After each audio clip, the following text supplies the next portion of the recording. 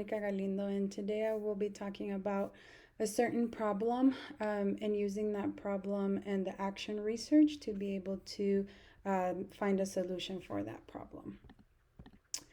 So, my topic of interest lies within higher education and especially underrepresented minorities in medical school. So, just to define what underrepresented minorities is, it's basically it means those racial and ethnic populations that are underrepresented in the medical profession relative to their numbers in the general population. This is defined by AAMC, which is a large organization with medical schools. So, this problem stems from the need for physicians who represent different cultures and ethnicity backgrounds. With that being said, there's actually 300 people in the US to every one physician, and so it's important to have representation. And so we have seen, or there has been statistics that that when it comes to underrepresented minorities, less than the percentage for Hispanic is 3.2% and 2.3% for African American. And this is in the US. So, as you can see, it does stem from a problem. And so, the question now that we're looking at researching really is how to aid these underrepresented minorities into getting the resources that they need to get into medical school. So, some goals of action research and goals that we're looking for in my topic of interest is finding resources to help these students achieve their goals, as well as strategic planning on implementing a plan. So, using the action research plan, I hope to accomplish ways to establish additional resources for these students to be able to be successful and actually get into medical school.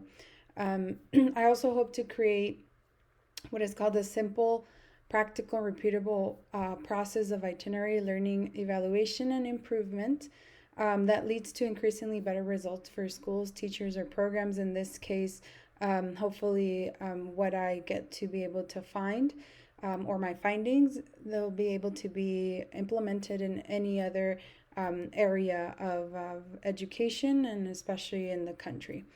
So, doing so will allow many other schools, like I mentioned, recreate the solution and hopefully help more of these type of underrepresented students to be able to get into medical school.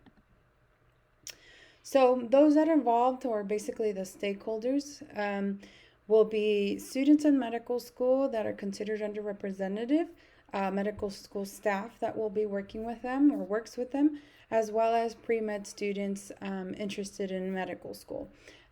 So you'll see two different types of students, those already in medical school that are underrepresented and those pre-med students that are underrepresented and are interested in medical school. So the reason for this is because each plays a different part. For example, those students that are already in medical school that are considered underrepresented, we will be using them to see what they did to be able to get into medical school, what resources really helped them, so we can get that information. The medical school staff obviously will be there because they're involved to be able to help these students. And then the pre-med students that are stakeholders are also, their involvement in the research is for them since the outcome will benefit them. Whatever we find will be implemented for them to be able to to be successful and be able to use the resources. So, as any type of research, there's always going to be obstacles, obviously.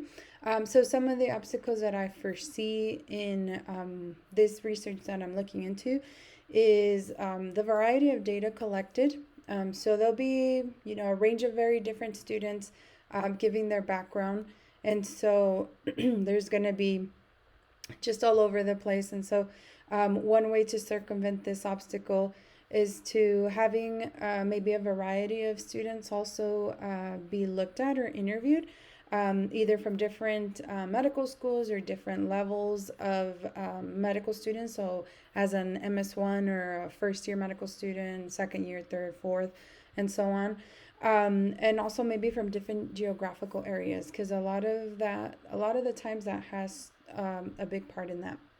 Also, other obstacles would be what to look for. So once I actually collect the data, knowing like the patterns, themes, what to watch out for, and since everybody is unique in what their story contains, no two answers would be alike, and so I believe knowing what to look for will definitely clear this up, in terms of knowing what patterns or themes are recurring. And then lastly would be the time constraint. This would be time constraint in terms of getting the medical students to actually be able to interview or be able to help me collect this data.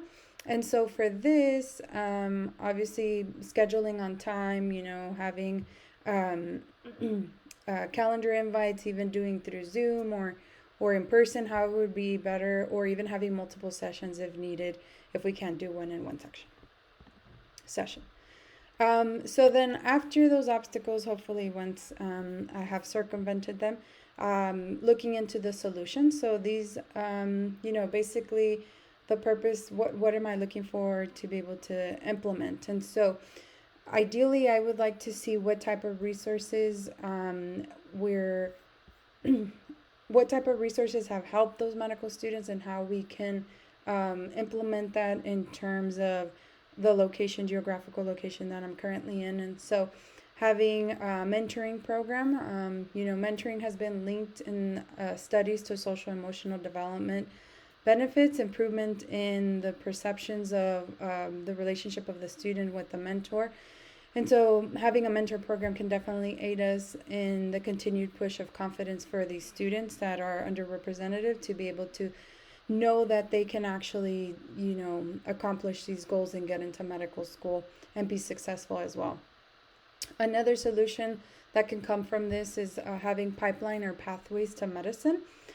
So creating more pathways to medicine, or even creating effective pathways that maybe have already been established, will definitely benefit the students, not just motivate them, but to give them the tools for the future, and again be able to get accepted into medical school, knowing that medical school is fairly competitive.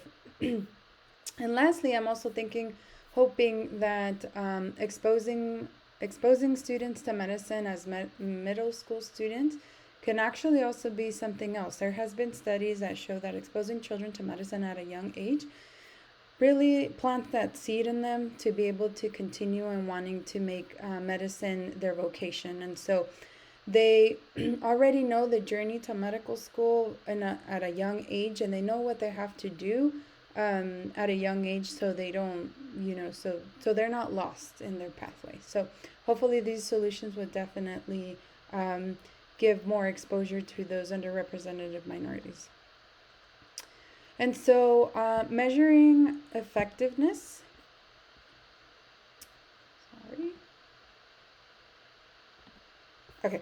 So how would I be measuring effectiveness? Basically having a long-term and a short-term. The long-term being actually these students getting accepted into medical school. Obviously that would measure the effectiveness of these type of programs that we're looking for the mentoring or the pipeline.